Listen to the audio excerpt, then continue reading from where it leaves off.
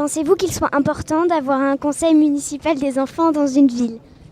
Oui, l'idée est intéressante, une autre vision que celle des adultes. Et parce que vous avez des idées que les adultes n'ont pas. Parce que les enfants ont le droit d'avoir des opinions différentes des autres et de le dire. Enfin, si c'est un enfant, il peut peut-être plus se mettre à la place des autres pour répondre. Oui, comme ça au moins ils expriment ce qu'ils veulent et ce qu'ils souhaitent sur Lorient.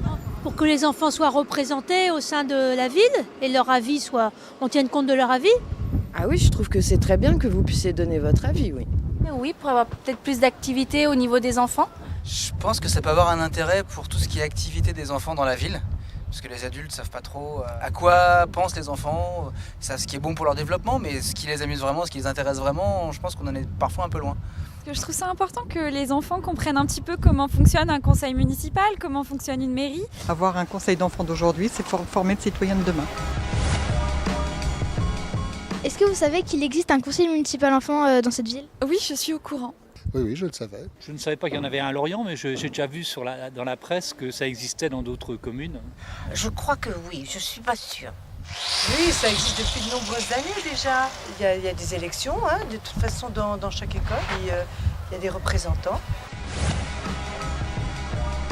Comment en avez-vous entendu parler ? Puisque je ne savais pas, avec toi, aujourd'hui.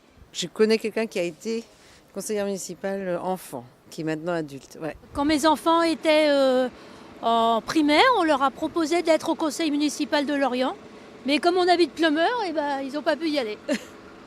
Alors j'ai vu ça dans le Lorient Magazine et je sais parce que mon fils il voulait en faire partie. Oui, mon fils qui est présent, en a fait partie.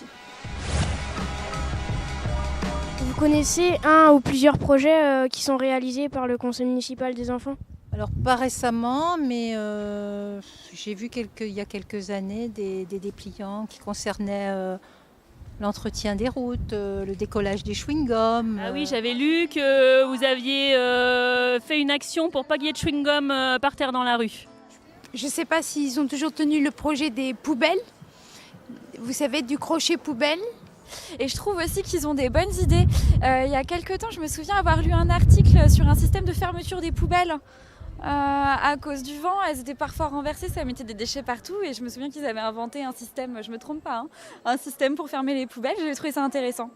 Je sais que les enfants ont été concertés pour faire des animations, on leur a demandé comment ils se représentaient le jardin, ce qui leur ferait plaisir. Alors on sait que le parc Jules Ferry est en travaux et on voit que ça progresse bien.